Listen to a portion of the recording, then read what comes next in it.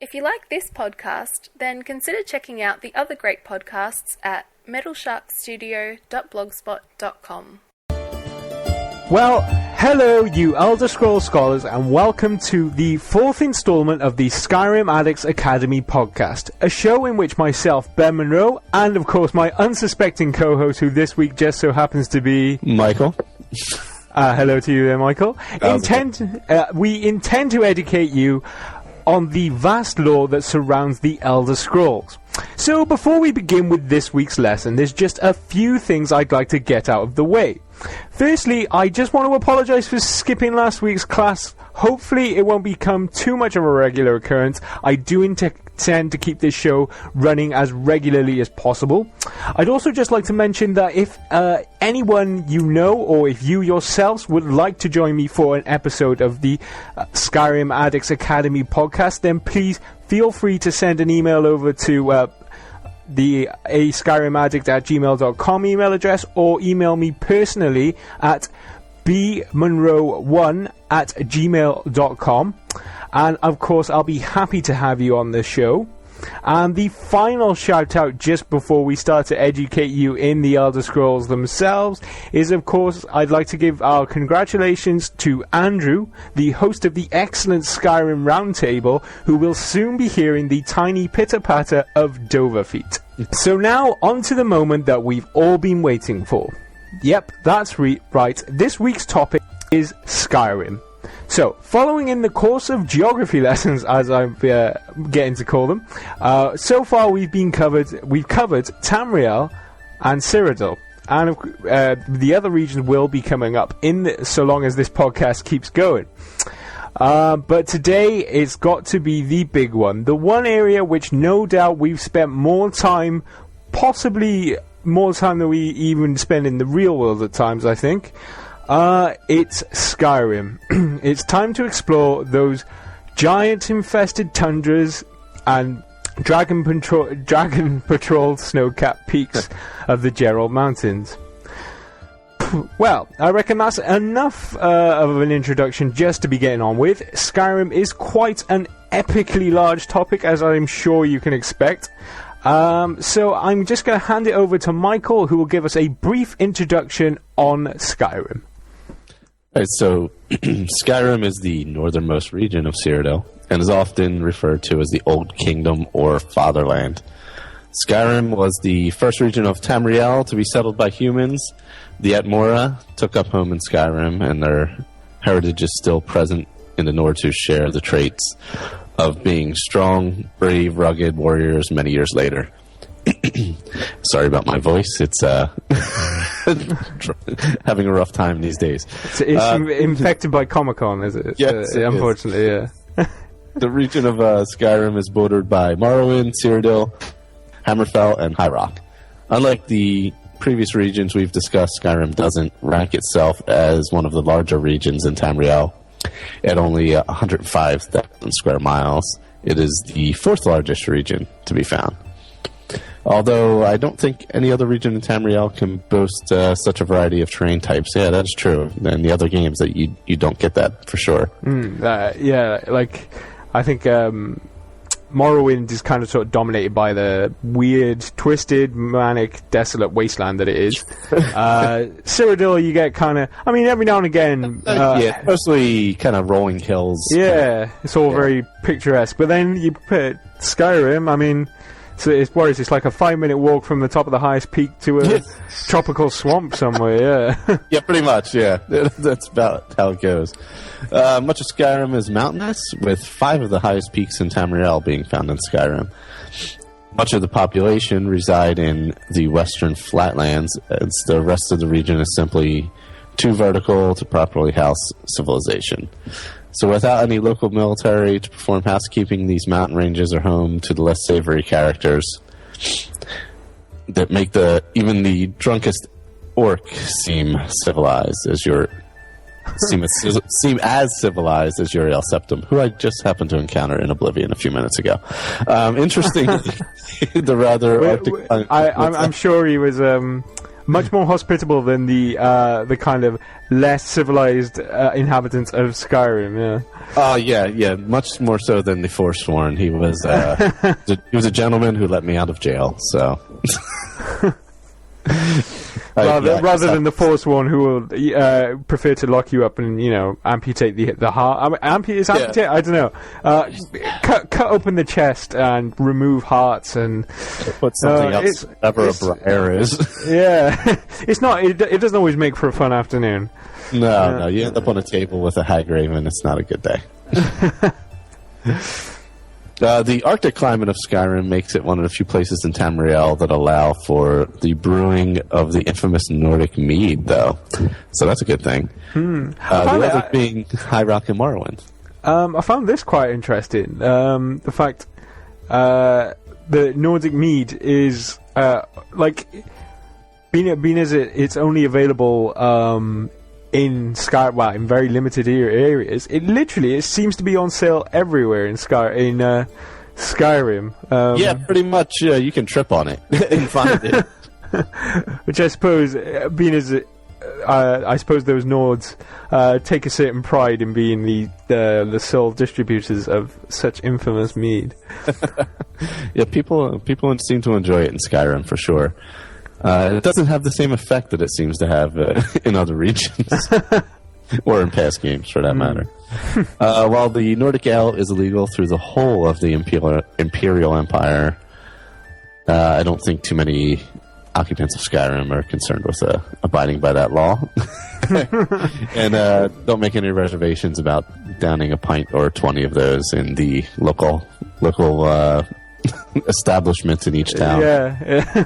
Like I think, what is it? The Sleeping Giant Inn is Riften. I'm sure. Yeah, I've passed out on the floor many a time in there. I have to down in a bottle of Nordic mead. And you can basically fist fight in any of them. So. It's kind of self-explanatory. I suppose maybe that is why it is outlawed throughout. It's kind of like moonshine or something similar, isn't it? Yeah.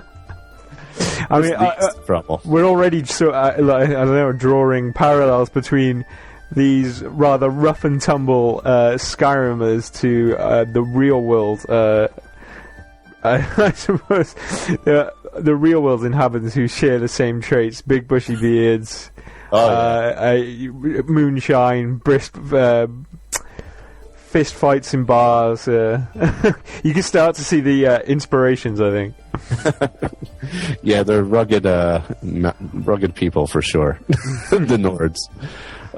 So Skyrim's also renowned for its caverns, some of which are large enough to house entire Dwemer cities, which, some massive complexes down in there. Like Blackreach or Balzardum, as it's pronounced in Dwemer. I think I may have got that right. I think you did. Yeah, you did well that one. Yeah. Some of the names definitely get you. That's for sure. Especially the Dwemer ones, where they're all it's all Z's and they don't roll off the tongue quite as much as the other languages do. I do get a little bit tongue tied. I mean, Valzahadrum. we need. I think. We need to encounter more actual Dwemer within the game and hear some first-person pronunciation for ourselves. Yeah, having them actually speak it would be helpful. Yeah, but I mean, those cavernous cities really are quite impressive in Skyrim.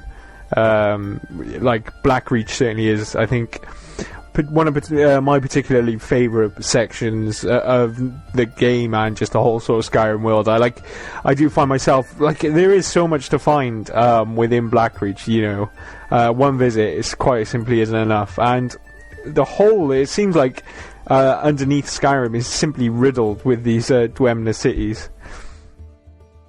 Yeah, I mean, you can get lost in some of these ruins for quite a long time. And as big as Blackreach is, I mean, you even have the one, the one where you, often down below Markarth with the Dekmon quest line. Oh yeah. Where he eventually gives you the keys to the museum. Yeah. Yeah, and there's quite a bit to do in there. There's just so many of them, but so I mean, it's quite impressive when you think on the surface and like the mountaintops alone, Skyrim is huge, probably like the biggest game, the Elder Scroll game that we've encountered, and yet like all those Dwemer cities has almost another entire layer underneath to Skyrim. It's like there's like 3 tiers going on really, because you have the mountain ranges, you have the tundra, and then you have the whole sort of Dwemer civilization. It really is quite impressive. Yep. Not to mention the just caves themselves where the Falmer hang out. Before you get into the Dwemer areas. Right. Well, I think now we've kind of got a picture of what Skyrim sort of is and how massive. Although it is interesting to note that it isn't as large as some of the other regions that we've tackled. I mean, it certainly still feels quite epic in scale when you explore it. But all right, so cities and regions. Okay, so let's take a look at the different cities, regions, and strongholds that make up the seats of power within Skyrim.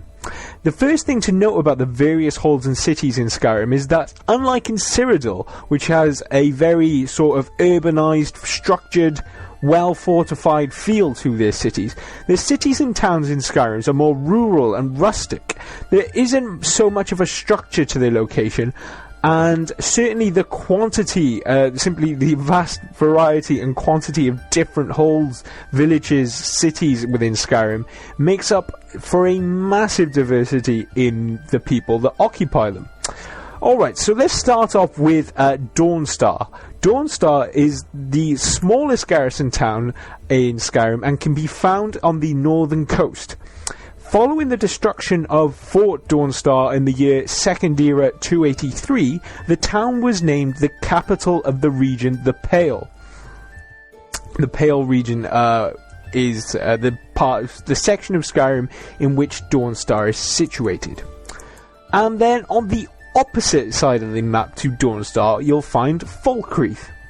Falkreath is Falkreath, I'm going to stumble on these all day now. Falkreath is close to the border of Cyrodiil, and in one of the most interesting things to note about Falkreath possibly is the most morbid point of interest, which is its cemetery. There are also rumours surrounding Falkreath that it is either home to or often the hunting ground to those lovely, fluffy, lovable werewolves. Now, okay, heading up into the mountains, we will find the city of Markarth, which is one of the larger cities that you'll find in Skyrim, and is nestled cozily within the mountain ranges of the Reach, giving it excellent defensive capabilities. During the year the 4th Era 174, the Empire control of the Reach was recalled in order to fight the Aldemiri Dominion's invasion of the West. So that controlling occupational force of the Empire had to leave Markarth very much to the will of its beings. In another following this event, the men of the Reach rose up during an event known as the Forsworn Uprising, during which the Reach men took control of Markarth, turning the Reach taking the Reach out of control of the Empire. Although this didn't last for too long, as Ulfric Stormcloak, in his attempts to unite Skyrim as one people, eventually kicked the Reachmen out of Markarth. The people of Markarth aren't very accepting of outsiders, something which I think is made prevalent by the immediate murder taking place the moment you set foot in the city. Alright, so let's stick with the M's, I suppose, because Morthal is the next one. Travelling towards the centre of Skyrim, we find the picturesque city of Morthal. Morthal is the capital city of the region of Hjalmarch. Much of Morthal is built upon a river which runs the local watermill, the city's main source of income. Morthal's location means it carries little strategic importance in the war for control over Skyrim. So those two battling forces, the Imperials and the Stormcloaks, don't really care much for Morthal.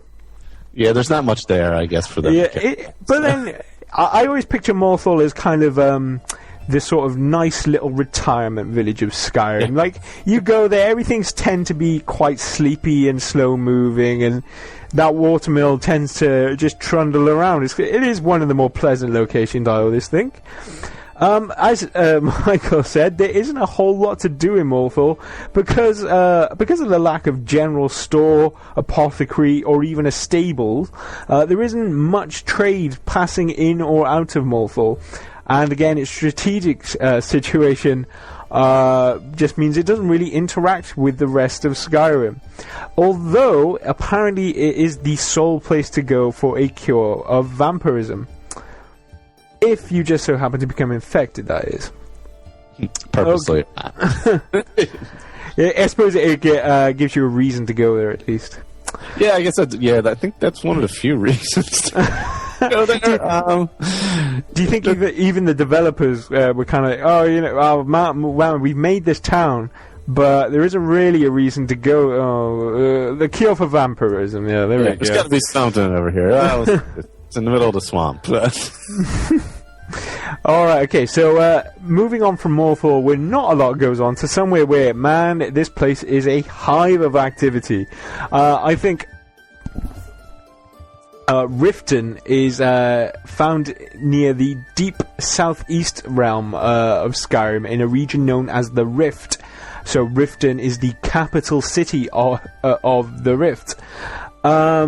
The Rift does, like I said, there is quite a bit going on in the Rift, as there are certain other towns and holds known as Shorestone and Iverstead. The most interesting fact about Riften, though, is it being home to the Thieves Guild. Riften also houses quite an extensive network of sewers and rat waves, perfect for the hideout for that Thieves Guild. They even managed to snuggle a sewer-based inn within those rat waves. Riften is an interesting city because, as I mentioned, there are two levels to it. There is the level where the ratways and the sewers, where the poor unfortunate souls of Riften who have fallen on hard times tend to take up residence, and of course that is where the Thieves Guild operate. But then you've also got the upper level where people get to sort of revel in the sun. There's a nice old church, temple, and various shops and a nice marketplace. Large sections of the city, similarly with Morthal, reside over a body of water. Sections of Riften expand onto Lake Hornrich and are supported by large wooden pillars. Riften has fallen on some hard times recently because of the civil war that is raging in Skyrim at current times, because much of Riften's main source of income came through its fishing trades along the canals, and obviously these have been somewhat blockaded during the war. Alright, and so the next place I suppose we should stop off on our tour is Solitude. We're really getting into the big names now. Solitude is a very impressive city that spans the mouth of the River Karth. Because of its location over the river and situated up in the mountains, the city is nearly impregnable. This sort of, I suppose, invulnerability from the rest of Skyrim is a feature that the Thalmor Embassy has certainly capitalized upon, because they've taken up residence in their house of government in a not too far away from Solitude. So, if you're gonna try and take on the Thalmor, you might just have to answer to Solitude first. Found in the northwest region of Skyrim, this imperial seat of power is ruled by the Jarl Elsif the Fair. She lives in the Blue Palace. Much of the architecture in Solitude reflects the imperial architecture throughout Tamriel. This is due to it being the imperial seat of power within Skyrim. Solitude is also the disputed capital of the whole region of Skyrim in general, because although the Imperials and Jarl Elise the Fair might like to say it is the capital, I'm sure Ulfric Stormcloak may have a few words to say about that. And also note, in Solitude is home to the famous Bards College. And one interesting thing I'd like to mention is that during in the book The Wolf Queen Volume 8, Solitude was apparently home to the Mages Guild within Skyrim. Unfortunately, by the time we get to game time in Skyrim, the Mage Guild is somewhat dissipated. Alright, so I think I'll hand it over to Michael to tackle everyone's favourite place in Skyrim. Yes, who doesn't visit Whiterun? You pretty much end up there in every playthrough, unless you're really, really trying not to. So, have you tried that? I mean, this is the man who has had multiple playthroughs. Yeah, I did that in the last playthrough. I never went into Whiterun. I completely avoided it for the entire playthrough. How is not visiting this most important of features within Skyrim affected your game? It's made it much harder, or? It was definitely different. It made you play a little different because there's so much there that you have everything right there. You have 2 armors. You have some enchanting up on the hill. You have an archery shop. You have Bellathor, of course, who's a wonderful human being. You have the apothecary there. Many kids. There's just so much there. Everything is in that one town. It's really easy to get to. It is the central hub of Skyrim. Yeah. Definitely definitely, because all the trades got to go through there. They're right in the center. They're the capital of the Whiterun region, actually, or of the Hold. And the only other real towns in that area are Helgen, Riverwood, Rorikstead, and Whiterun. And Helgen, as we know, is not quite there anymore. So, although interestingly, in my own game, I've just imparted upon a quest to rebuild good old Helgen. So, do you have the mod to rebuild Helgen? I do, yeah, and I've just started it out. But as you say, like at the moment, it kind of stands in ruins, unfortunately. It got a lot of stuff there until Fateful Day. But the whole, so I think the whole kind of region of Whiterun in Skyrim is very, I suppose I would say, like, profitable. It's very, like, it's full of arable farmland. There's mills going on. What do you call it? Riverwood has got the sawmill itself as well. Yes. There is a lot of trade, and there's a lot of inns. And I suppose that's kind of evident through the Khajiit camps and stuff. I mean, I think Whiterun really is kind of like the market hub, I think, of the whole of Skyrim. There is a lot of money to be made for the people of Skyrim around the Whiterun regionon. And it's a relatively safe city compared to the other ones. Although you say that, but there's a lot of dragon activity. That's a good point. Yeah, that's a good point. There's no murders or Forsworn now. Let's put that way. Compared to the other big cities. But they're situated in pretty much the center of the map of Skyrim. Seem like open rolling hills nestled between the 2 mountain ranges. No swampy areas like down south or freezing areas like up north. The Jarl of Whiterun is Jarl Balgruuf, who you meet along the way. He is not really aligned to either side in the Civil War, and that obviously plays a part in the game. The city's stronghold, Dragon's Reach, is the sole location in Skyrim where you can capture a dragon without the use of a Thu'um. And Whiterun in times past was a city that would rival the likes of the Imperial City. Yet harsh winters and constant raids by bandits have seen the city fall in hard times. Yet, due to the city's tactical location, it is highly sought after by both Imperials and Stormcloaks. Yes, it's so centrally located that I can see why it would appeal to both sides in the Civil War as a main grab.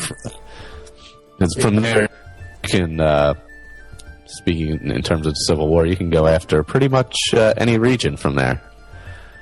You can head out west quickly, head up north quickly, head east to the Rift quickly. Yeah. There is a lot of tactical advantage, and I suppose like because it is surrounded by a lot of flatland as well, it's going to be hard to take in the first place. Like, you're not going to be able to sneak up on it. Like, much of I suppose what would make Civil War combat interesting in Skyrim is the amount of mountains. You could hide vast armies and not be seen until they're right on your doorstep, except with Whiterun. Like, you get a nice 360-degree view of the whole surrounding lands. Yeah, and if you're up at the top of Dragon's Reach, you can pretty much you can see the entire valley there pretty far. So it would take quite a feat to sneak up there. It'd certainly be nice to have seen what Whiterun would have been when it was on a scale in comparison to the Imperial City, because like the Imperial City really is an impressive piece of architecture to be found within Tamriel. So if there was in times past, it probably when I think the Imperial Empire had more, as we'll learn in the history section, the Imperial Empire had more of an influence within Skyrim. That's probably when we would have seen cities like Whiterun sort of flourish under their rule and, be much more impressive. Yeah, I bet you would have had maybe a similar look to it, but a much more expansive area covered. I think during the game, like Skyrim, I remember the Jarl actually makes complaints about him fearing that the walls wouldn't hold against an attack because they were simply so old and so outdated in their defenses and stuff. So, like you said about Whiterun falling upon hard times, there is still much of a promise that, again, it could, there is so much more that they could do with that city. Oh, definitely. Or it could have even built up on extra levels. The buildings could have been bi-leveled as opposed to the smaller buildings that we see in the town today. That would have allowed for more businesses, more people to flourish. So it would have been interesting to see Whiterun and say for sure. Another town that used to look massive and no longer does. Poor old Winterhold, which seemingly doesn't have a lot going on these days except for the college. But so Winterhold is up in the northeast of Skyrim, and because of the college there used to be a significant Dumner presence within the city, much to the displeasure of the Nords, who we know don't generally like a lot of other people, and they eventually drove them out.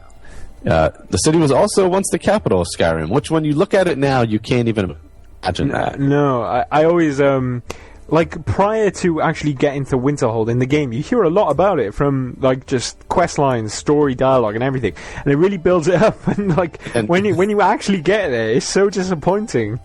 You're just like, oh, this is just a couple of piddly houses. One of them is even burnt down. Yes, there's a burnt down. Actually, there's two. Isn't there the two burnt down? There might be, yeah. Yeah, it's one when you enter the city, and one is right as you get to the college. Yeah, there's a poor state of affairs at Winterhold. It's not what you would think when you get there, that's for sure. But I'm guessing by the look of the college, you can see what the town maybe used to be like. If you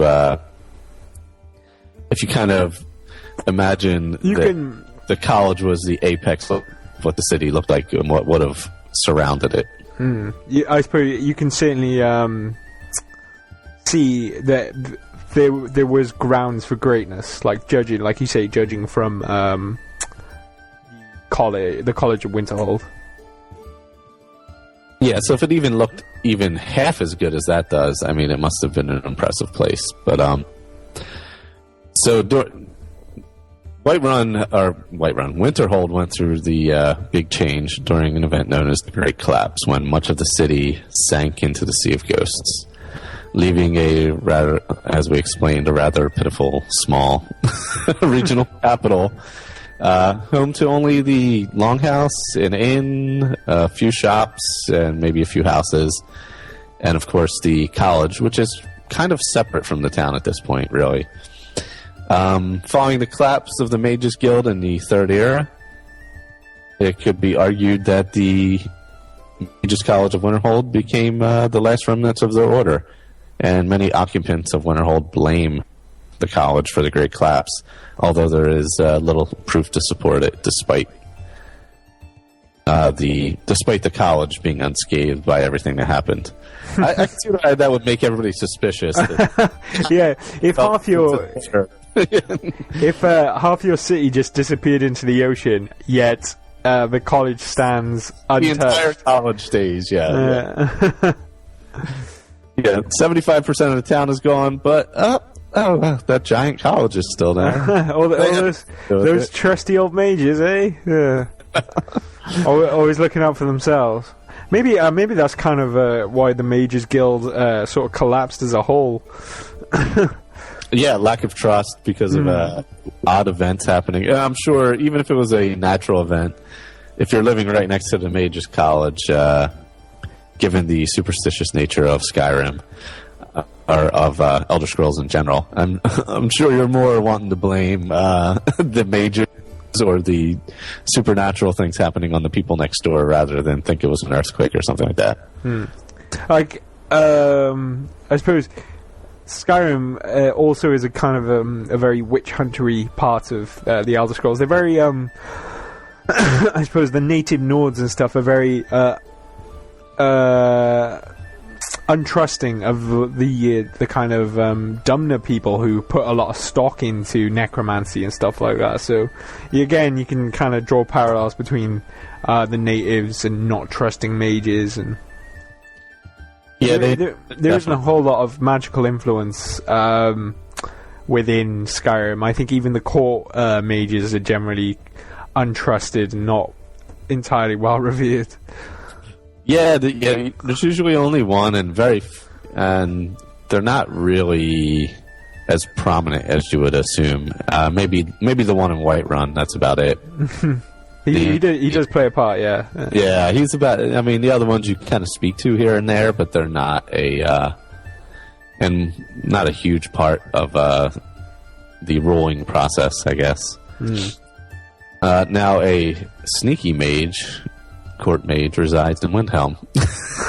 May not trust him, but so since we were talking about the Nords and their distrust, so we move over to Windhelm, and Windhelm is located kind of in the central eastern part, more northeastern, but central, towards the center of the map in the eastern section. It's definitely in a cold region, though. Yeah, it is the seat of power for the Stormcloaks, and they're, well, I guess the Jarl technically is Ulfric, and he took power there, so after you free him from Helgen. So he's trying to drive the Imperials out of Skyrim. At the center of Windhelm is the palace of Ysgramor. Here we go. This fellow plays a particularly large part in the history of Skyrim. So, we're going to be mentioning his name quite a bit. Right. What is it? Ysgramor, isn't it? Ysgramor. Yes, I think I've heard people say it in the game. So, yeah, Ysgramor. I think that's correct. We'll go with that. We'll go with that, and if it's wrong, it's a game. Somebody made up the name anyway. If it's wrong, please email in and tell us how to pronounce it properly. Yeah, if you have a phonetic pronunciation of it. Yeah. The Palace of Ysgramor, which is an impressive structure that still remains from the First Era. Windhelm is also referred to as the City of Kings and is the oldest city in Skyrim, with many of its buildings dating back to the Merethic era. Windhelm is also the largest city in Skyrim, with small winding streets often filled with howling blizzards and snowstorms, because that is in a I think because they're so close to the water and fairly far north, it seems like an intimidating climate for a large city. And I think Windhelm is probably the easiest city in Skyrim in which to get lost. Like there are many a winding street. Yeah. Yeah, sometimes you go and you're like, oh, I thought I was going to that house with that kid in it, and you're like, nope, I'm not there. I should have went around that corner. Sometimes there's parts of the city I forget even exist, and go to them. There's many levels to it as well. Like especially that one quest. Was it a Murder in Cold Blood? Or yes.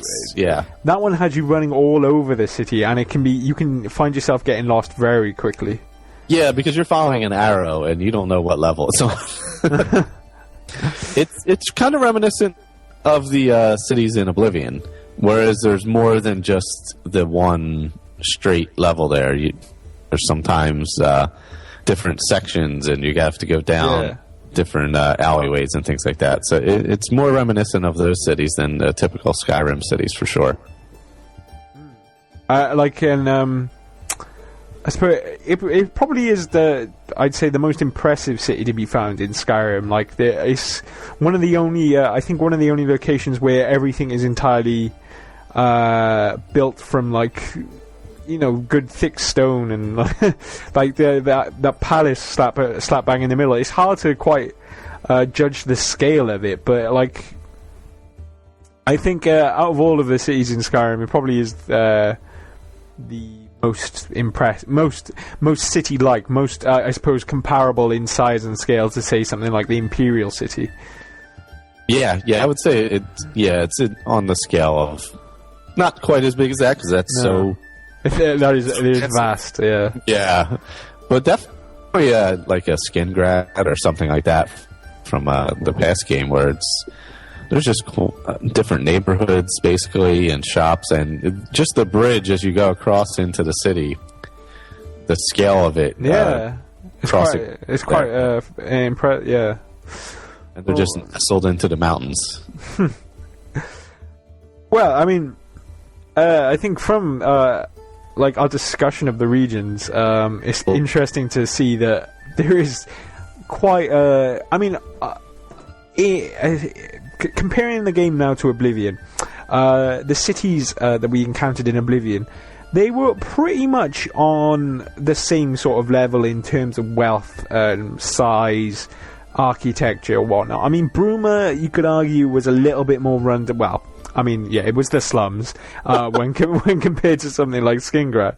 But yet much of the cities, probably due to that Imperial presence, were of an equal standing. Whereas in Skyrim, there really is quite a vast variety, because you can go all the way from something as tiny as Morthal or even Dragon's Bridge, Rorikstead, those tiny ones, all the way up to the size of Windhelm. Yeah. And there is such a there really is quite a variety in architecture. Like you said, Markarth looks completely different to Whiterun. Oh yes, it's amazing. Yeah, you have almost like a Dwemer influenced city out into a fortress style city, and then up north to Solitude with an Imperial style. There's so many, just vastly different ones, and even down to poor old Riften with their fishery, more of a fishing town, I guess it would be. I mean, I think Riften probably has a bad reputation due to the Thieves Guild taking up home. Yeah. That doesn't help them, I'm sure.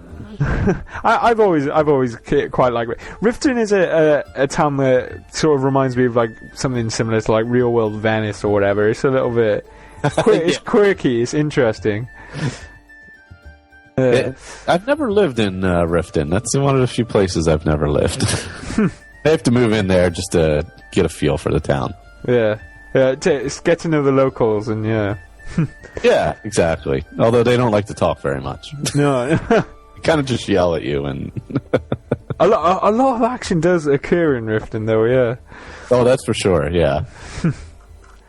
Right. Okay. So, we best press on, and I'm sure after visiting literally everywhere in Skyrim, as we've already discussed, this place is huge. So, I'm sure we're starting to get a few blisters on our feet in the good old steel plate boots. So it's time to put our feet up and dig into the history of Skyrim. So, the history of Skyrim dates back to the Merethic era. The region of Skyrim was first settled by the Atmarans, led by Ysgramr from Atmara. Due to them fleeing an own civil war, that's kind of ironic, due to them fleeing a civil war that was raging in their own land. Once in Skyrim, the Atmarans built the city of Salfell, which would later become Winterhold. For a long time, there was peace between Atmara and the native Snow Elves. So, when the people from Atmara originally arrived within Skyrim, they didn't anticipate a large population of Snow Elves being there. But they did manage to get on for a little while. Some sort, I suppose, similarities between the Europeans conquering the New World. The rapid expansion from Atmara with and the Ysgramr and his people coming from Atmara and literally flooding Skyrim threatened these Snow Elves somewhat, who believed that if they left this sudden expansion of population unchecked, they would soon be pushed out of Skyrim themselves. So, during an event known as the Night of Tears, the Snow Elves attacked Salfell, leaving only Ysgramr and his 2 sons alive. These then fled back to Atmara. There are certain other reasons behind this Snow Elf attack on Salfell. Not only was it because the Snow Elves feared being pushed out of Skyrim by the Atmara presence, but whilst building Salfell itself, there are certain beliefs that the Atmarans discovered something secret, and the Snow Elves weren't all too happy with this discovery, as they wanted to keep that something secret, secret. I mean, there is no explanation as to what this might be, however, so some mystery surrounding that indeed. So, following this sort of exile from Skyrim, Ysgramr later returned with an army of 500 companions. Brave companions, in fact, and we'll definitely see them cropping up later on in the history of Skyrim.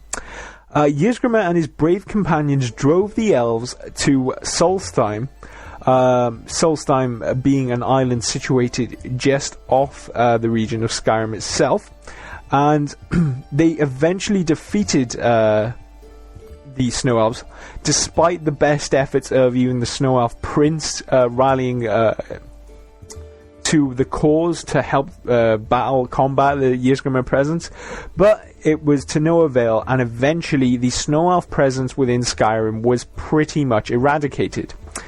A separate group of Ysgramr's 500, known as Yavaskar, separated from the brave companions and searched Skyrim to find up their own, to stamp their own spate on the land, I suppose. They searched far and wide until they eventually found a monument. Now, this monument is dated to believe to have existed well before the Snow Elves themselves. The monument itself is a bird whose beak and eyes are a flame, and this monument would later be known to become known as the Skyforge, and founded the very heart of Whiterun. Whilst the founding of Whiterun was occurring, Ysgramr and his group travelled southwards from Salfell and built Windhelm, taking up control and creating a seat of power within Skyrim. But of course, all of this history is all well and good, and I'm sure you're asking, there's probably one thing that we might have forgotten. Well, not to worry, because who of course can forget the dragons? The dragons play a very important part in the history of Skyrim. Although the very beginning of the dragon presence with Skyrim, there is a lot of mystery surrounding the history of the dragons. It is quite unclear. At an unknown time and place, the people of Skyrim and all of Tamriel as a whole rebelled against the dragons, which at first certainly didn't go well for the humans, who literally died by the thousands. At least until Kanye,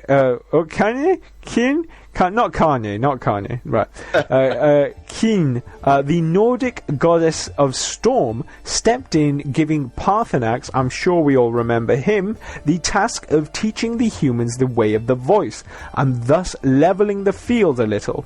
Mankind eventually won the war, forcing the dragon cult, so the dragons and their dragon priests who would often do their bidding, to go into hiding and flee the region of Skyrim. So, moving on to the First Era, after this event, after the old dragons got their asses kicked out of Skyrim, and the poor old snow elves were eradicated, it seems that the snow elves still managed to persist somewhat, just around the border edges during the first part of the First Era. They would hide out in the caves, up in the mountains, generally staying out of the way as much as possible. Much of the First Era, the people of Skyrim would live under the rule of High King Harold, and he eventually made Skyrim into an independent peoples from the Atmara. Within 50 years of this happening, the First Empire of Men, led by Vraj the Gifted, ruled over all of Skyrim, including parts of High Rock, Cyrodiil, and Morrowind. In the First Era, year 369, the death of High King Borjas sparked the War of Succession in Skyrim. It seems that, I suppose, like with many heraldry and lines of lineage, whoever was in line of succession to the throne was often hotly disputed, and at this point the death of High King Borjas leaving no definitive heir to the throne, well, pretty much that throne was fair game. But following the Battle of the Red Mountain, the Red Mountain is a location to be found in Morrowind, something that I'm going to touch upon more in the Morrowind episode. The Battle of the Red Mountain is where we find the Dumner forcing the Nords out of Morrowind and back into Skyrim. So, with this war going on, this battle for succession was kind of laid to aside, as the whole of the Nords were forced out of Skyrim and back to seeking refuge. Were forced out of Morrowind and seeking refuge within Skyrim. Moving on in the history, not a lot happens between the First Era and the Fourth Era, despite a few Oblivion Gates popping up in Skyrim during the Third Era, although that was mainly Cyrodiil's problem. Not a whole lot occurs in Skyrim until the late Fourth Era. Do you want to run down the Fourth Era with us? So, in the Fourth Era, following the eruption of Red Mountain and much of the destruction of Morrowind in Fourth Era, Year 5, the High King of Skyrim gifted the island of Solstheim to the Dumner people, and he was kind of just asking for trouble because, the Dark Elves, you can't really trust them, especially with their backs against the wall.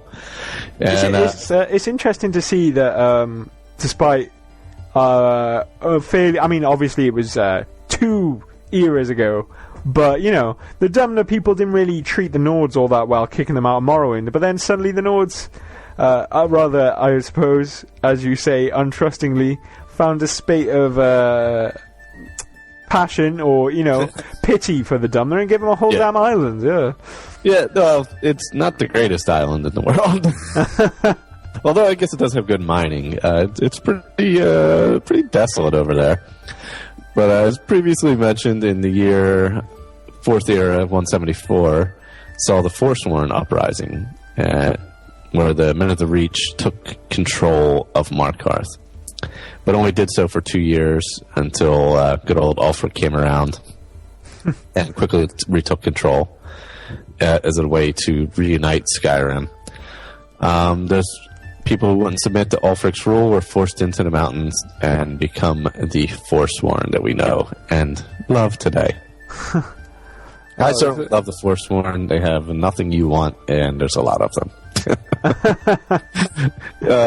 The final event of note would be what we call present-day history in the year 4201. The Civil War begins between the Stormcloaks and Imperials.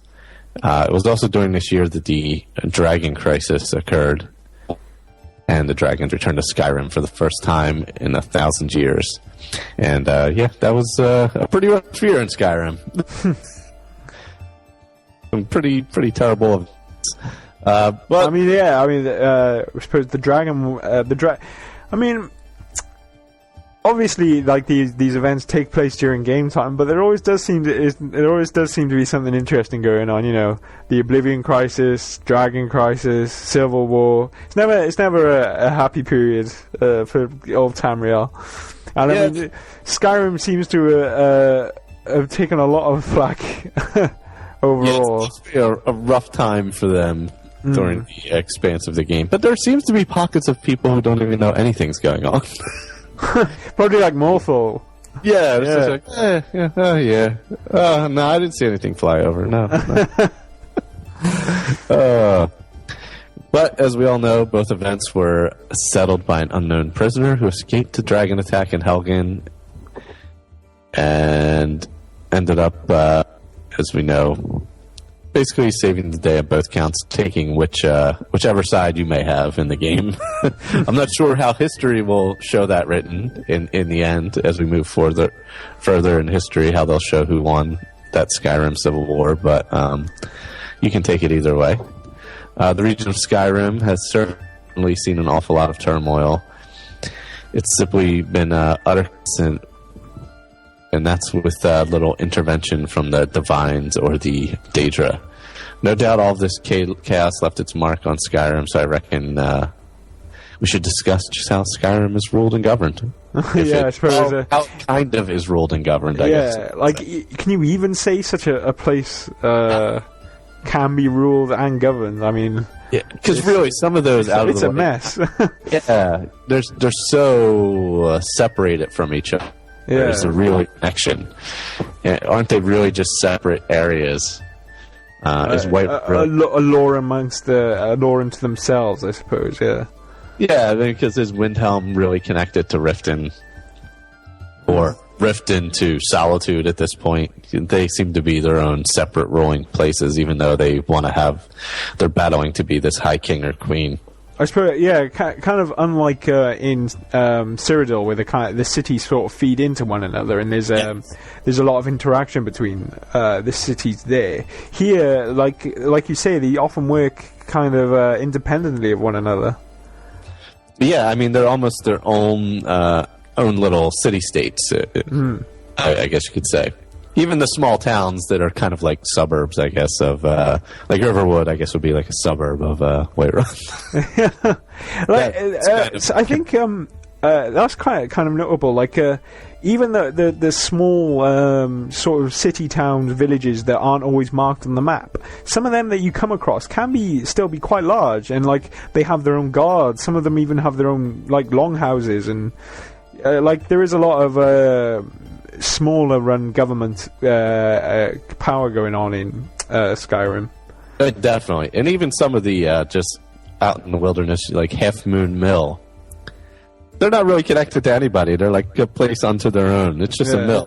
But it's just them, and nobody's bothering them, or they're not involved in anything. And unless some Thalmor are walking down the road looking for you, or some Imperial soldiers are looking for some Stormcloaks, there's not much going on in this area. You haven't got a whole lot to worry about all the time, yeah. All right, well, so, okay, like we've mentioned, supposedly Skyrim is ruled by either a High King or Queen, and then each of the respective Jarls who take up residence within the many halls throughout Skyrim must answer to this High King or Queen. The current High King of Queen, as we've already mentioned, is the Jarl Alice the Fair.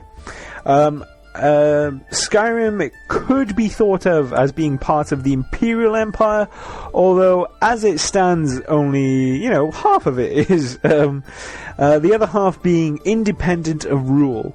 The badge of office, or, the sort of scepter, or whatever, crown, to be of Skyrim is, of course, the as you might expect, is the dragon crown.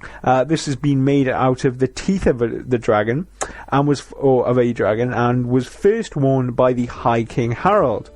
The general census of Skyrim has been recorded in the past, although dedicated record keeping is not something that they're entirely well invested in. But the general consensus in the past has taken stock of livestock, the population, general well-being of the people in Skyrim, and all of this has been noted in the Book of Life. Unlike in the Imperial Empire, there is no unified fighting force within Skyrim. Each stronghold has their own guard unit, and since the outbreak of the Civil War, those guard units, depending upon which region of Skyrim they are situated in, has had to ply their skills, their arms, and their soldiers to that particular section, whether they like it or not, pretty much. Many of the holds then are either split into Stormcloak or Imperial control, but unlike the Imperial Empire and the Imperial City, there is no unified fighting force. In economic terms, despite the region undergoing civil war, Skyrim is still thought of as being quite a vastly wealthy, rich region, particularly in times gone by. It was also thought of as being one of the most influential regions in Tamriel. Many of the refugees who escaped the destruction of Morrowind during the eruption of Red Mountain brought new cultures, inventions, and ideas which certainly stimulated the economy within Skyrim. The city of Riften is the main source. This one was quite surprising to me, but yeah, the city of Riften is the main source of wealth within Skyrim. Its fishing and mead production making it an industrial powerhouse. There are many forms of income throughout Skyrim. However, despite the rather inhospitable climate, farming is also very popular, and sawmills, meaderies, hunting. There's literally many ways to ply a trade within Skyrim. You could even take up a place in the good old Thieves Guild. The guild may or may not have had a good or negative effect upon Skyrim, but they've certainly made their presence known. And of course, the East Empire Trading Company has also set up shop in Skyrim and controls much of the shipping and trading industry in and out of Skyrim. Yeah, they definitely have a big presence, especially in Solitude up there. It is a name that pops up in many games. Yeah, they're a big presence in the docks in Oblivion, and say, they pop up here again.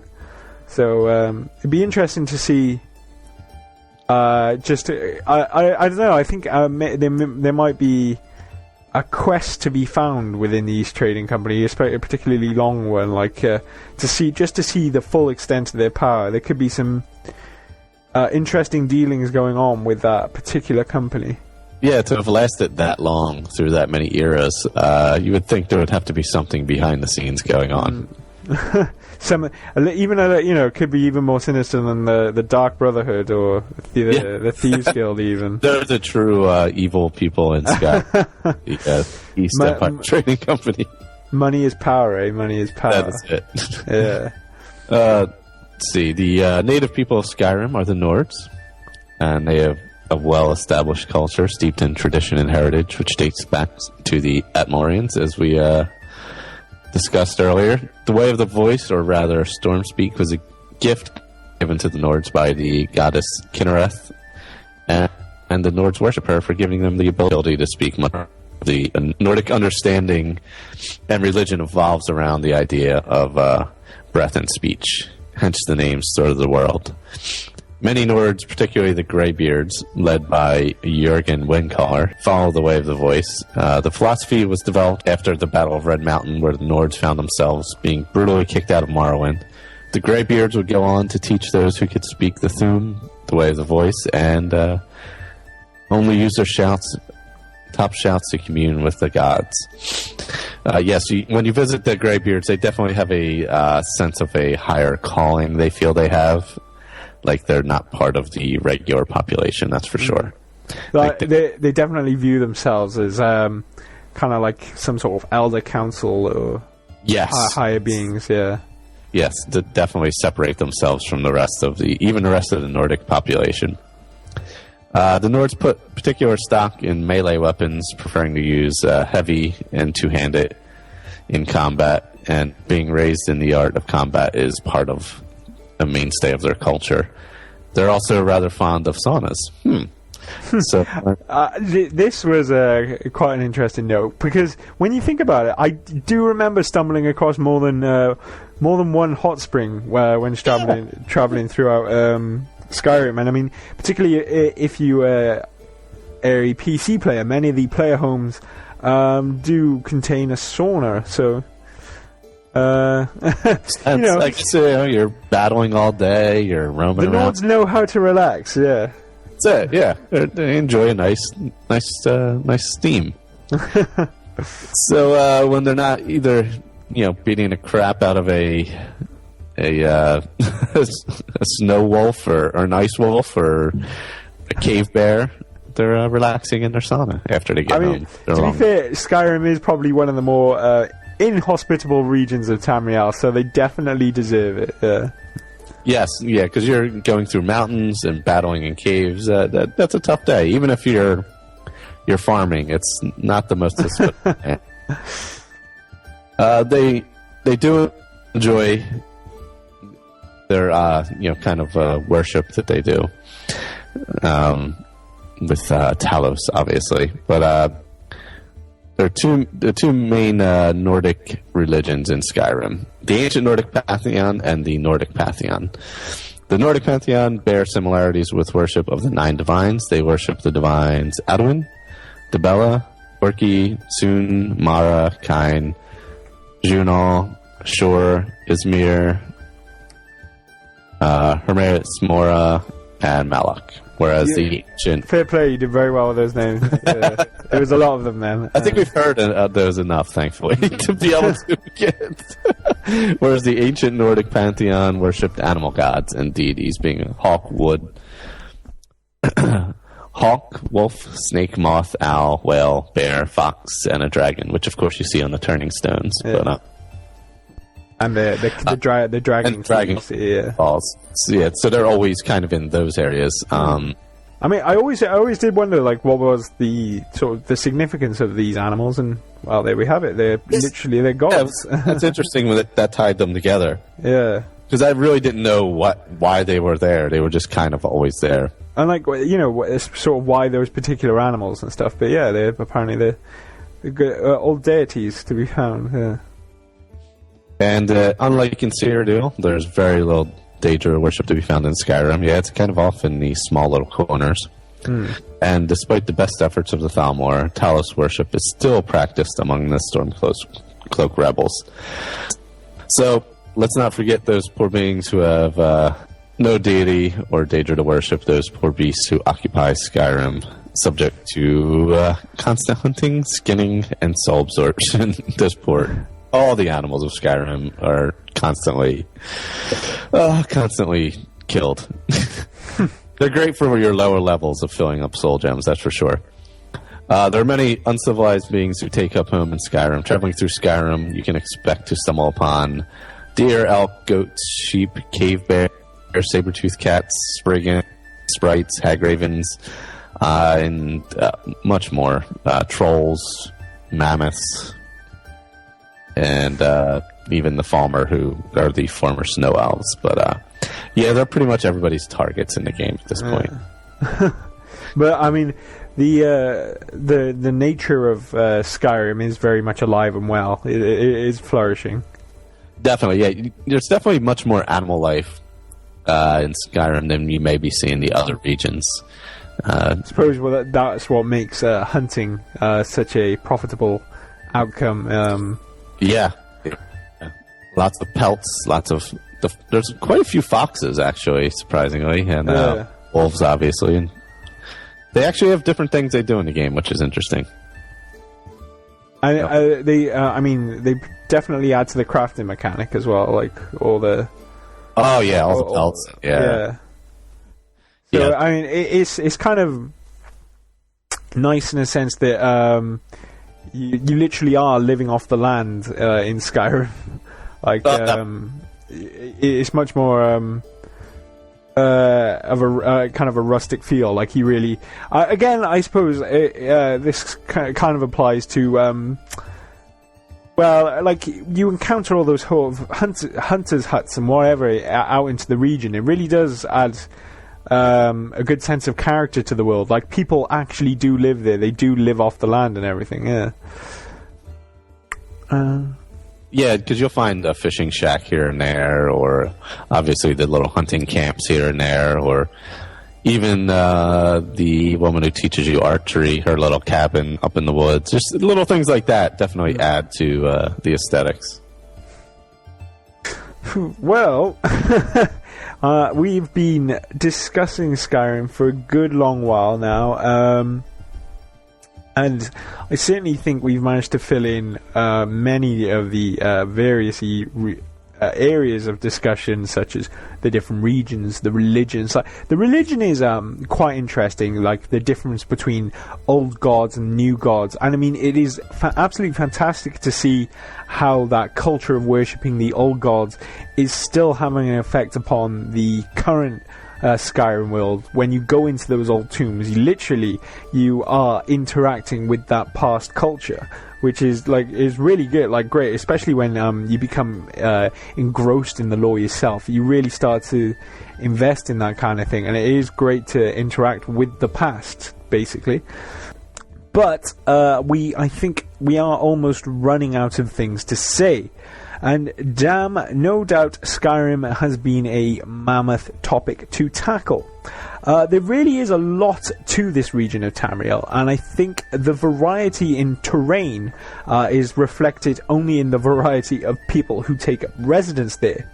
I think maybe if we were to draw some real-world parallels, there is something to be said notable between the culture of Skyrim and maybe the old medieval Celtic people who would segregate into small rural groups ruled by just a single lord, and that would be their particular part of the land, particularly drawing on past history of Great Britain and how that was eventually unified. But very similar to Skyrim and Scandinavian culture.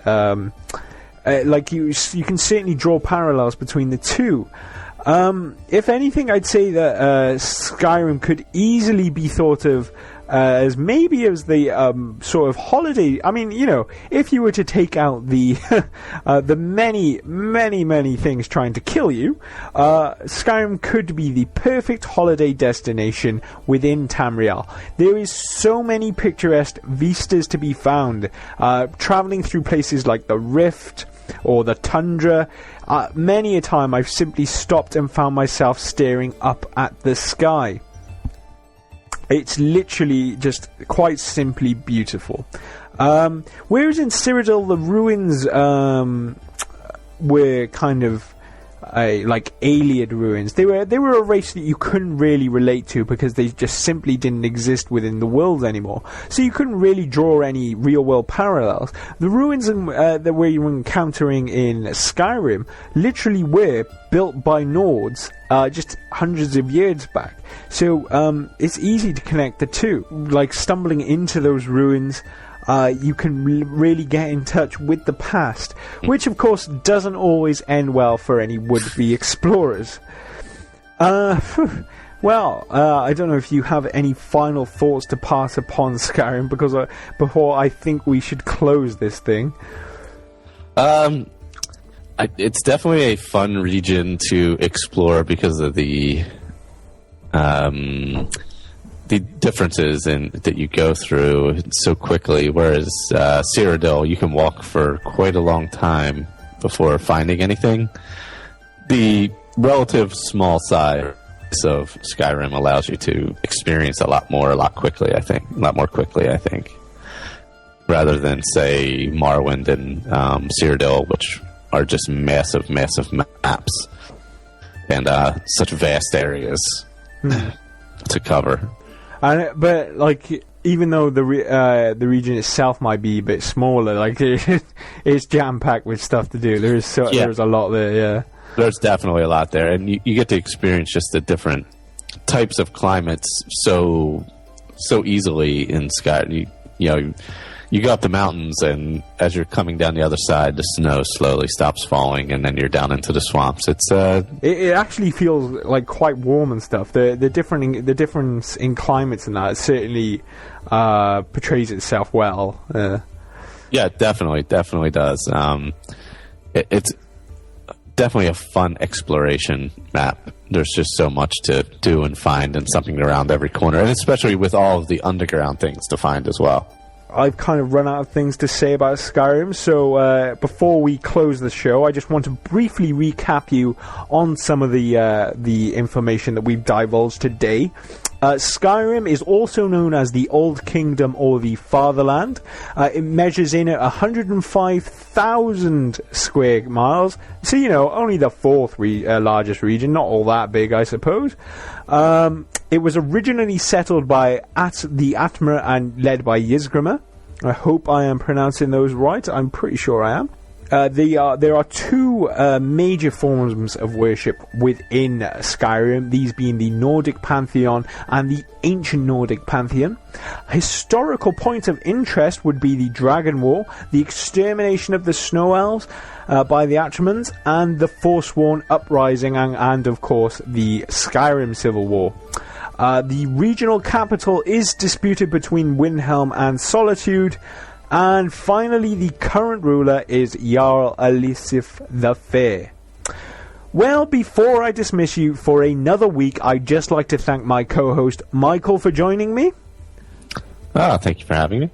And, of course, our thanks go out to the fantastic source of information that is the official Elder Scrolls Wiki pages, the Imperial Library, and the unofficial Elder Scrolls Wiki, which, without these brilliant sources of information, which I strongly suggest you visit, this show simply wouldn't be possible. And, of course, I think if you have any questions about any of the information that we've discussed today, or if you'd just like to join me on the Skyrim Addict Academy podcast, then please email any questions over to askyrimaddictpodcast@gmail.com, or head on over to the Facebook page, facebook.com/askyrimaddict.com, and you can leave any questions there. But once again, guys, thanks for joining me, and be sure to tune in next week where we'll be discussing Morrowind. But for now, guys, goodbye. Goodbye.